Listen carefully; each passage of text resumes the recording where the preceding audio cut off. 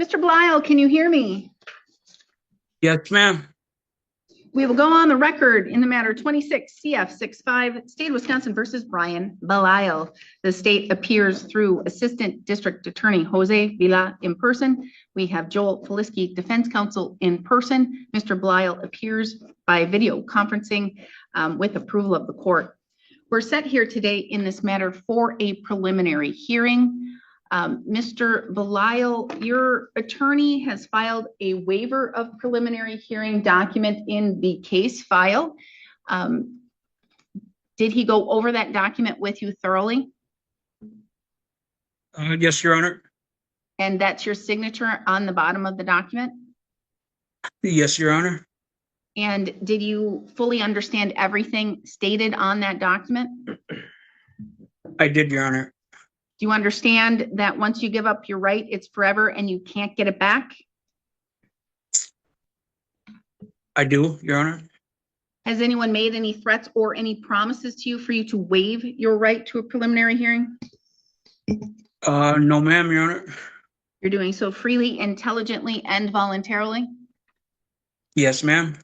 I will find that you are competent, you're freely, intelligently, and voluntarily waiving the right to a preliminary hearing. The court will find probable cause and bind the matter over. Information, Mr. Vila. Thank you, Your Honor. I filed the information. It mirrors the criminal complaint. All right. Proceed with an arraignment or set it for another date. Thank you, Your Honor. I'm comfortable proceeding with the arraignment today. I believe that as it mirrors the criminal complaint, that Mr. Belial understands the charge here and the maximum penalties. Will waive formal reading and enter in a plea of not guilty. Not guilty plea will be entered on your behalf. You are entitled to a jury trial. You would be entitled to a speedy trial should you request one. Is this something that is close to a resolution? Actually, Your Honor, we have managed to reach a resolution in this matter for Mr. Belial to plead to the sole count in the complaint as amended to a charge of obstruction, joint recommendation for costs. So we are prepared to schedule a plea and sentencing at the next available date. Or if you want to handle it here today, Mr. Belial, I could get it resolved today, but you're appearing by Zoom. So you would have to tell me that you want to waive your personal appearance being in person and have a plea by Zoom. I would love that. Mr. Feliski? I have no objection to that. Then I'm comfortable proceeding as long as Mr. Belial is. All right. I am. Thank you. Before we dive in, just a quick note. This commentary is created for educational purposes, designed to help those who may be confused or curious about courtroom processes. If you don't find it helpful, feel free to skip ahead. But for those who want a deeper understanding, stay tuned. It's about to get intense. At this point, the case has already taken a significant turn. Instead of moving toward a contested hearing, both sides have reached a plea agreement that could bring this matter to a close today. Notice how the judge carefully confirms that every constitutional right being waived is done knowingly and voluntarily. That's one of the most important safeguards in any criminal courtroom because a guilty plea permanently gives up several trial rights. The next few minutes will reveal whether the judge believes this agreement is fair and whether the defendant truly understands the consequences of his decision. Do you think accepting responsibility this early is the smartest move, or would you have chosen to fight the charge? Mr. Belial, how old are you? I am 40 years old, ma'am. Can you read, write, and you understand the English language? I can, Your Honor. Any drugs, alcohol, or medications in the last 24 hours? No, ma'am. Other than your AODA treatment, any other treatment for a mental illness or disorder? No, ma'am. Do you understand that you have the right to have a jury trial? You have the right to have your attorney cross-examine the state's witnesses or call witnesses to testify for you. You have the right to testify on your own behalf or remain silent and not have your silence used against you. You also have the right to have that jury trial in which 12 of your peers would need to reach a unanimous decision as to a guilty verdict or find you not guilty. And you also have the right to have the state prove your guilt beyond a reasonable doubt. Do you understand all of those rights that you're giving up here today? I understand. Do you understand that if you're not a citizen of the United States, your plea could result in your deportation? I understand. You understand that here, the state would have to prove that on or around April 17th, 2026, that while in the presence of an officer that whom you knew was an officer doing an act in an official capacity and with lawful authority, you failed to abide by the officer's demands or instructions, and or here you provided a false name. Is that accurate? Do you understand what the state would have to prove? I understand. Do you understand the maximum possible penalty could be a fine of up to $10,000 or 9 months of incarceration or both? I understand. You understand that there is a recommendation for costs only, but I'm not bound to follow that. I understand. I could sentence you to the maximum possible penalty if I thought it was warranted. Do you understand that? I understand. I also wanted to let you know that if you have any questions or concerns and you need to speak with your attorney during this process, let me know. I'll send them into Zoom and send you to a confidential breakout session, okay? Okay. Now, did you go over that criminal complaint with your attorney, that original charging document where it said what happened that day and why you were charged with the crime? Yes. For the most part, are those facts accurate? Yes. Are you pleading guilty because you are guilty? Yes. Yes. Okay. Mr. Flisky, may the court use the probable cause section of the criminal complaint to find a factual basis? So stipulated. Has anyone made any threats or any promises to you for you to plead guilty today, Mr. Belial? No, ma'am. You're doing so freely and intelligently, telling the court you fully understand what you're doing? Yes, ma'am. And voluntarily? Yes, ma'am. Has your attorney represented you competently? Yes, he has. Has he explained everything thoroughly to you? Yes, he has. Are you satisfied with his services? I am. Any questions for the court or for your attorney before I proceed? No, I don't. As to the amended count, will formal motion to amend? So made. Granted. As to the amended count of obstructing an officer, how do you wish to plead? Guilty. The court will find your plea of guilt is done knowingly, intelligently, and voluntarily. I will find that you understand your constitutional rights and what it means to waive and give up those rights. I will find a factual basis to accept your plea of guilt. Based on that, I will find you guilty of the amended count. A judgment of conviction will be entered today. Argument, Mr. Vila. Thank you, Your Honor. Mr. Belial is here present today taking responsibility for his actions. This isn't the most serious case in the world, given the facts that were presented here.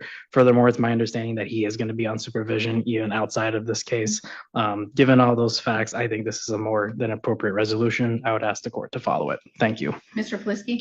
Thank you, Your Honor. I concur with the remarks by the state. I'd also note that Mr. Belial entered into treatment essentially immediately after I began representing him. It sounds like that's something he'd been wanting to do for a while. He's currently at a follow-up program right now in Cameron, to my understanding. Part of the reason that we reached resolution here is that he does want to put this behind him. He wants to be sure to be able to access all the resources and programming that are available in his current location that he would not be able to do so otherwise with this open case. So overall, Your Honor, I do think this is an appropriate agreement. I think costs are an appropriate deterrent. I would ask the court to follow this agreement. Thank you. All right, thank you. Mr. Belial, anything you want to state or add here today?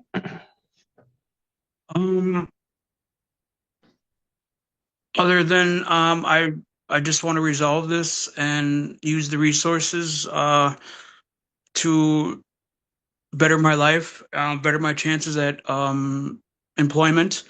I would like to ask, like, on the as far as a deadline on the fine payment, like, is, like, obviously I don't have a job or any means of funds right now. Could you be a little lenient on, like, a payment plan, or just give me a little bit of time to figure out a payment plan? All right, thank you. Thank you, Mr. Belial. Mr. Belial, in looking at this case and reading the facts behind it, you did a stupid thing. I I think did. Adrian's your brother. I can't recall if he is or what Yes. relation. Yeah, he's your brother. Yeah. You used his name, his ID to try and evade officers when I don't think there was anything to evade or obstruct. Just the simple fact that I didn't want to go to jail, that was probably, a stupid decision. I realized that. That's just, uh, I have no one to blame other than myself, and that's just the addiction that I've want to fix for myself. And I'm glad that you are doing what you're doing and you're taking the steps to get your life back on track and to gain your sobriety and to gain control over your life. Those are all positive things. And so I commend you for doing those things. Now you can understand, if you didn't already know, it's a crime to give somebody else's name or information to law enforcement when they ask your name. And if you weren't already going to jail, you are going to jail for sure, such as this, So it's better to be upfront and honest and take your grain of salt when you need to take it, because otherwise it gets worse and makes it a whole lot worse. I think that a fine is appropriate in this matter. Well, not a fine. All I'm going to do is the DNA, mandatory DNA cost of $200. I'm waiving $243 of fines and fees, and that's because you're taking care of it right away. You're being accountable and you understand what you did wrong. So $200. I'm going to say, well, first, how long are you in Cameron? Until September 25th. Okay, until September 25th. So what I'm going to say is you have until the end of November to pay the $200. Does that work? Yes, that's pretty good amount of time. I'm currently on the job hunt as we speak, so. This ruling is a great example of how accountability and rehabilitation can exist together in the justice system. The judge makes it clear that giving a false name to law enforcement is a serious offense, yet she also recognizes the defendant's efforts to seek addiction treatment, accept responsibility, and rebuild his life. Rather than imposing the maximum penalties, the court follows a balanced approach by reducing many of the financial obligations while still requiring the mandatory DNA assessment and setting a firm payment deadline. At the same time, the judge warns that failing to comply could result in a warrant, contempt proceedings, and additional legal consequences. It's a reminder that honesty, accountability, and genuine efforts to change can influence a court's decision, but they never erase personal responsibility. What do you think about the judge's decision? Was this the right balance between accountability and second chances, or should the sentence have been tougher? Let us know in the comments below. If you found this courtroom case insightful, make sure to hit the like button, share this video with others interested in real courtroom proceedings, and don't forget to subscribe for more in-depth courtroom breakdowns and legal analysis. Thanks for watching, and we'll see you in the next case. So if you can pay it sooner, I strongly encourage you do so, because I will issue a warrant and you could sit up to 6 months in jail. And I'm going to tell you, you'll get a warrant, you'll get arrested, you'll be brought here. Or if you don't get arrested on the warrant, I will still make you turn yourself in. Then we'll go over some things to see why you haven't paid. So it's very important that you pay it, and as quickly as you practically can, because then you don't have to worry about being in contempt of court. The court will also enter a civil judgment against you if you don't pay it. You have 20 days to appeal. Should you fail to appeal within 20 days, you do lose that right. I do need to order your DNA. Check with the Burnett County Sheriff's Department to see if they need it. If they do, they'll take it. If they don't, then you're good to go. So I'm going to say call them to see within 2 weeks.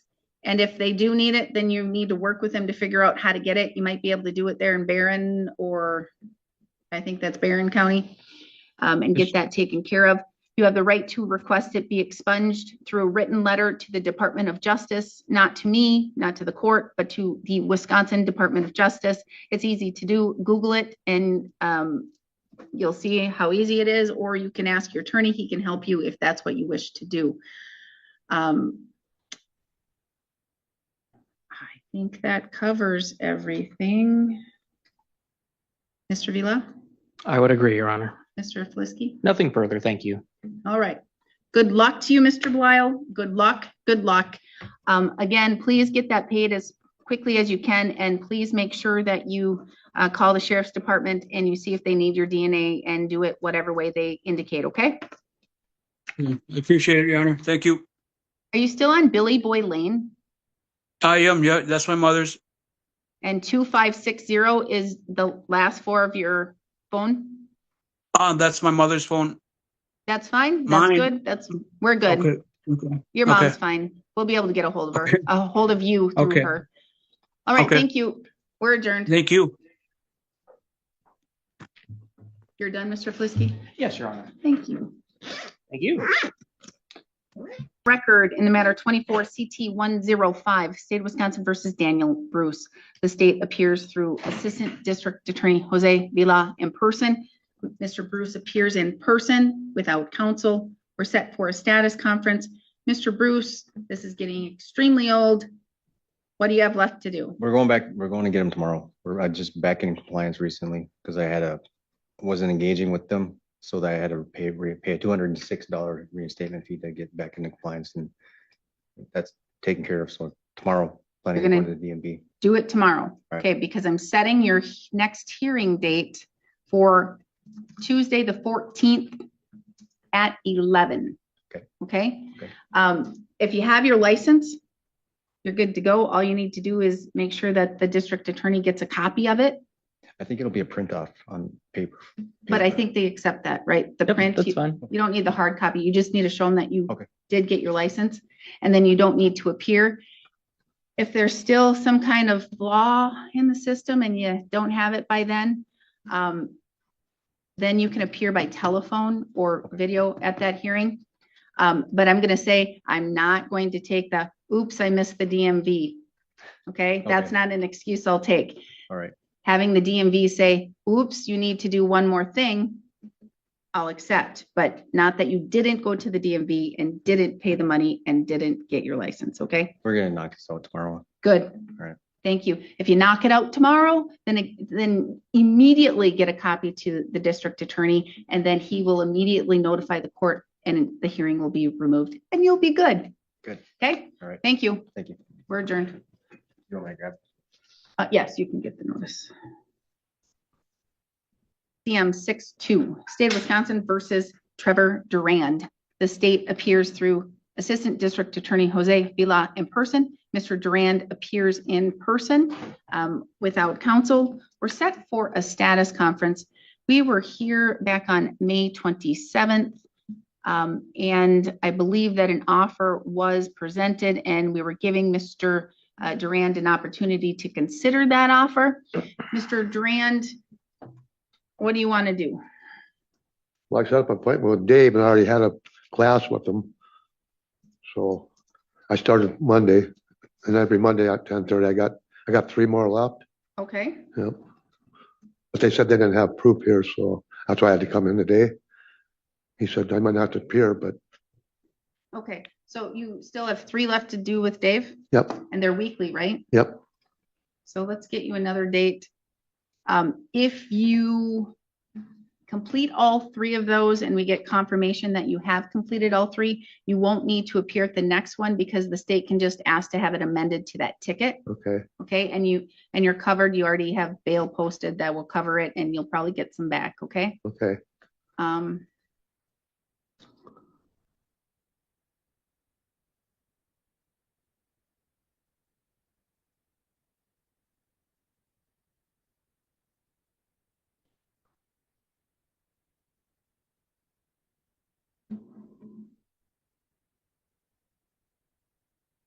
Wednesday, August 5th at 9:30, okay? Wednesday, August 5th at 9:30. Again, if you've completed all of the rest of the 3 weeks. Yep. And Dave usually provides us proof, but just make sure that completion is provided All right. to the state, then you wouldn't need to appear and the state can just amend to that ticket. Okay, All right, come Yep. get your notice and you're free to go.